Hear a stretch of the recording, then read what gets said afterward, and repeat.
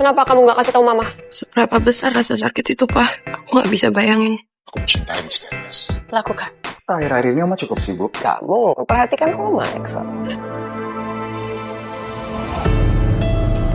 Halo guys, di penutup episode sebelumnya diperlihatkan adegan pertemuan antara Bianca dengan anak hasil perselingkuhannya, Oliver Robert Esteban. Interaksi mereka justru terasa cukup dingin, seolah hanya di hadapan Oliver, Bianca menunjukkan karakter aslinya yang tegas, dingin, dan terkesan sulit mengekspresikan perasaan. Masih belum tahu ya, apakah karena adegannya aja yang belum diperlihatkan, atau memang seperti ini adanya. Tapi nggak terlihat momen pelukan penuh kerinduan antara ibu dan anak yang biasanya hanya bisa ketemuan 3 kali dalam setahun. Justru Bianca datang dengan emosi yang seakan sedang ditahan dan langsung menginterogasi Oliver soal alasan kenapa Ole pulang ke Indonesia tanpa memberikan kabar terlebih dahulu. Masih bikin penasaran ya, sebenarnya sedekat apakah hubungan Bianca dan Oliver selama ini? Apakah Oliver nggak pernah penasaran dengan identitas ibu kandungnya yang sebenarnya, tentang apa pekerjaannya, keluarganya, kehidupan pribadinya, bahkan keluarga lain dari pihak ayah ataupun ibunya? Dan juga masih bikin penasaran apakah Oliver nggak merasa heran kenapa pertemuan mereka hanya dalam waktu tertentu dan harus terjadi di luar negeri. Kenapa nggak pernah mengajak Olive ketemu di tempat umum, terutama di Indonesia, atau mengenalkannya secara terbuka?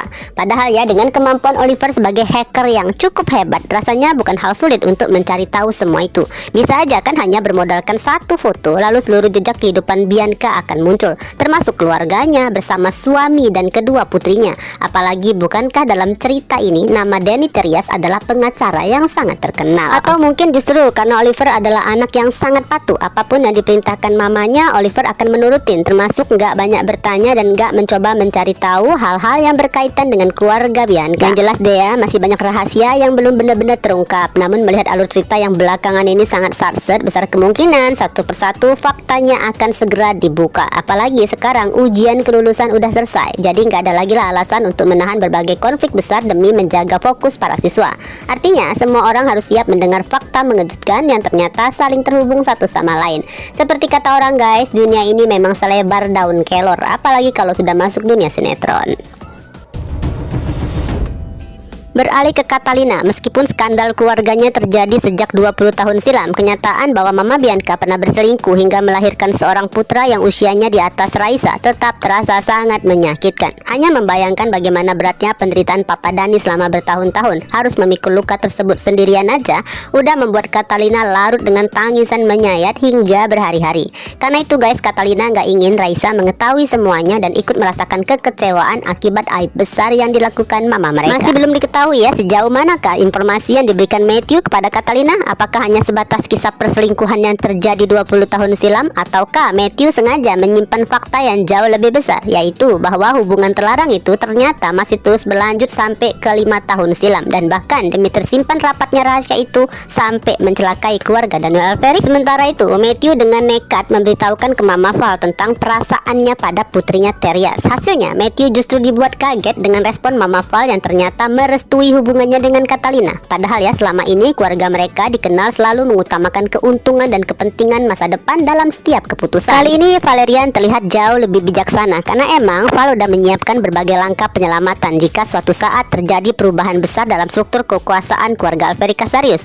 Val bukan hanya menutup mata terhadap rahasia besar perselingkuhan Bianca Terias dan konspirasi yang terjadi 5 tahun silam, tapi Val juga udah terus terang pada Cassandra bahwa dirinya sedang menjalin hubungan dengan Jordan Fernandez. Seolah Val ingin menunjukkan bahwa siap berpihak pada siapapun yang nantinya memiliki peluang terbesar untuk menang di rumah itu, termasuk jika Arya Mohan Alferic benar-benar kembali dan menempatin posisinya sebagai salah satu pewaris keluarga. Kembali ke Matthew, harusnya cukup bahagia dong dengan restu Mama Val tadi. Namun jika berkaitan dengan perubahan besar dalam rumah itu, sepertinya untuk saat ini Matthew masih tetap berusaha menjaga kejayaan Casarius. Karena sebagai kakak, Matthew merasa mengenal Excel lebih baik dari siapapun. Dulu Excel adalah sosok yang mudah ditebak, tapi sekarang Matthew seperti melihat orang yang berbeda.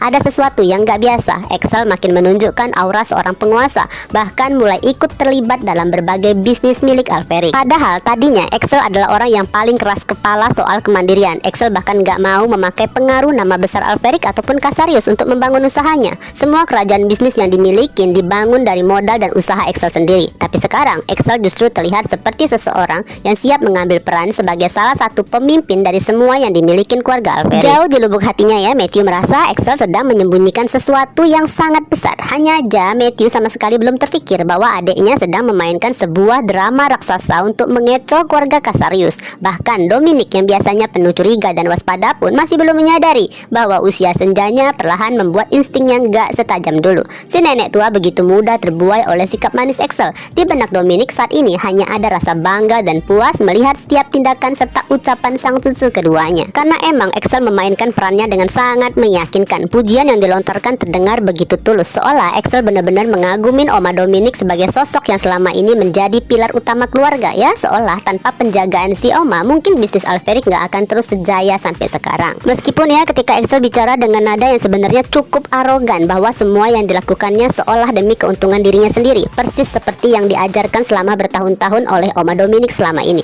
Lucunya guys, sang Oma justru makin senang mendengarnya. Bahkan saat Axel memberi kesan bahwa keluarganya boleh aja menikmati hasil kesuksesannya selama mereka mampu membuat Axel tetap bertahan untuk nggak meninggalkan mereka.